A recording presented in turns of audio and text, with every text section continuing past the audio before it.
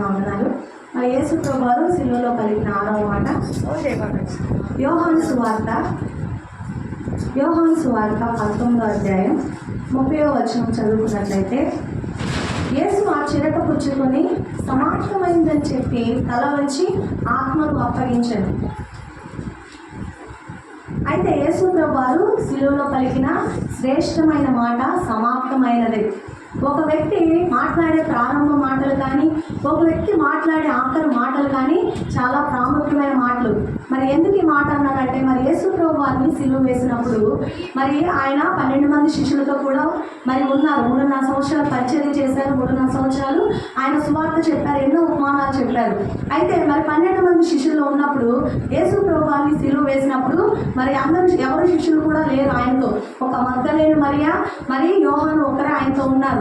అయితే పేతురు, అయా నేను నీకు తోడుగా ఉంటానని చెప్తాడు. కానీ మరి యేసు ప్రభువారిని సిలువ వేసే సమయంలో మరి ఆయన కూడా నువ్వు 3 సార్లు నేను ఎవరో తెలియదని చెప్తావు అన్నప్పుడు ఆ మాటలు గుర్తు చేసుకొని పేతురు ఒక్కడే రూమ్లో కూర్చొని బాధపడతా ఉంటాడు. యేసు ప్రభువారు ప్రారంభ దినాల్లో మాట్లాడిన మాటలు, ఆయనతో ఆఖరి క్షణాల్లో మాట్లాడిన మాటలన్నీ గుర్తు చేసుకుంటాడు.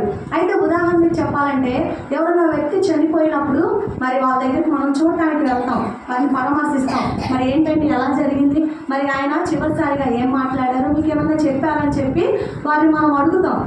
అయితే యేసు ప్రభువారు కూడా సిలువలో పలికిన 6వ మాట సమాప్తమైనదని మాట చాలా ప్రాముఖ్యమైన మాట అన్నమాట.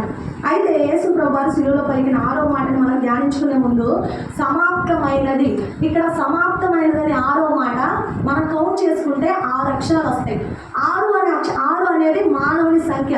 ఎందుకు నేను మానవుని సంఖ్య అన్నానంటే, మానవులు అయిన మన కొరకు ఏ పాప ప్రాయచిత్తాన్ని, విమోచన కార్యాన్ని జరిగించడానికి యేసు ప్రభువారు లోకానికి వచ్చారో ఆయన ఆ కార్యాన్ని సంతృప్తి చేశారంట. అయితే సమాప్తం చేశారంట. అయితే యేసు ప్రభువారు ఈ మాటలో చెప్పడంలో గల కారణం ఏంటంటే, ఆయన ఏమి సమాప్తం చేశారో మరి నేను మూడు ప్రాముఖ్యమైన విషయాలు చెప్పి మరి ముందుకు వెళ్తాను. మరి ఇక్కడ చూసుకున్నట్లయితే లూకా సువార్త 4వ అధ్యాయం ఒకసారి చూడండి. లూకా సువార్త 4వ సువార్త లూకా సువార్త 4:18.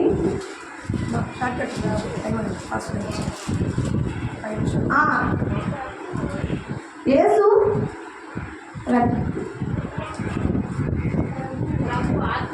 ప్రభు ఆత్మ నా మీద ఉన్నది, బీదలకు సువార్త ప్రకటించుటకై ఆయన నన్ను అభిషేకించెను, చెరలో ఉన్న వారికి విడుదలను, గుడ్డి వారికి చూపును కలుగునని ప్రకటించుటకును, నలిగిన వారిని విడిపించుటకును, ప్రభు హితవత్సరము ప్రకటించుటకును ఆయన నన్ను పంపి ఉన్నాడు. ఇక్కడ చూసుకున్నట్లయితే యేసు ప్రభువారు అంటున్నారనమాట, ఏమని, ప్రవక్త అయిన యెషయా గ్రంథం ఆయన చేతికి వచ్చినప్పుడు ప్రభువారు ఆ గ్రంథం విప్పగానే ఆయన అంటున్నారు, ప్రభు ఆత్మ నా మీద ఉన్నది, నేను బీదలకు సువార్త ప్రకటించడానికి అంటే ఆనాడు మరి పరిసరులు కానీ శాస్త్రులు కానీ వాళ్ళందరికీ వాక్యం తెలుసు, కానీ బీదలుగా ఉన్న వారికి మరి వాక్యం తెలియదు. అందుకే యేసు ప్రభువారు బీదలుగా ఉన్న వారికి ఆయన సువార్త చెప్పడానికి లోకానికి వచ్చారంట. అలాగే చెరలో ఉన్న వారిని విడిపించడానికి, మరి గుడ్డి వారికి చూపుని కలుగునని ప్రకటించుటకును, నలిగిన వారిని విడిపించడానికి, ఆయన హితవత్సరము ప్రకటించుటకు ఆయన లోకానికి వచ్చాడంట. మరి హితవత్సరము అంటే అనుగ్రహ సంవత్సరం అన్నమాట. మరి యేసు ప్రభువారు లోకానికి రావడానికి మొట్టమొదటి కారణం ఏంటంటే, బీదలకు సువార్త ప్రకటించడానికి ఆయన లోకానికి వచ్చారంట. అయితే రెండో కారణం ఏంటంటే, ఆయన ఏమి సంపూర్తి చేశారంటే, మరి యోహాను సువార్త 10వ అధ్యాయం 10లో చూసుకున్నట్లయితే, యోహాను సువార్త 10:10లో నేను గొర్రెలకి మంచి కాపరిని, మంచి కాపరి గొర్రెల కొరకు తన ప్రాణం పెట్టెను. అయితే మరి ఇక్కడ గొర్రెలు అంటే నిజంగానే గొర్రెలు మేకలు కాదండి, గొర్రెలు అంటే మనమే. మరి యేసు ప్రభువారు ఒక మంచి కాపరిగా ఆయన ఈ లోకానికి వచ్చారు. మరి మంచి కాపరి మన కొరకు ప్రాణం పెట్టింది అని అన్నాడు కదండి. అయితే ఇక్కడ మంచి కాపరిగా ఆయన ఈ లోకానికి వచ్చాడు. అయితే ఇక్కడ ఇంకో వచనం చూసుకున్నట్టయితే యోహాను సువార్త అదే 10:10లో యోహాను సువార్త అదే 10:10లో గొర్రెలకు జీవం కలుగునట్లు అతి సమృద్ధి జీవం కలుగుటకు నేను వచ్చితనని మీతో నిశ్చయంగా చెప్పుచున్నాను. అయితే యేసు ప్రభువారు మరి ఈ లోకానికి ఎందుకు వచ్చారంటే, ఆయన ఏం సమాప్తం చేశారంటే, మనకి సమృద్ధి జీవం ఇవ్వడానికి యేసు ప్రభువారు ఈ లోకానికి వచ్చారంట. ఇక్కడ జీవం వేరు, సమృద్ధి జీవం వేరు. అయితే జీవం అంటే చాలా బ్రతుకుతారు. పుట్టినందుకు బ్రతకాలి కదా, ఎలాగోలో బ్రతుకుతారు.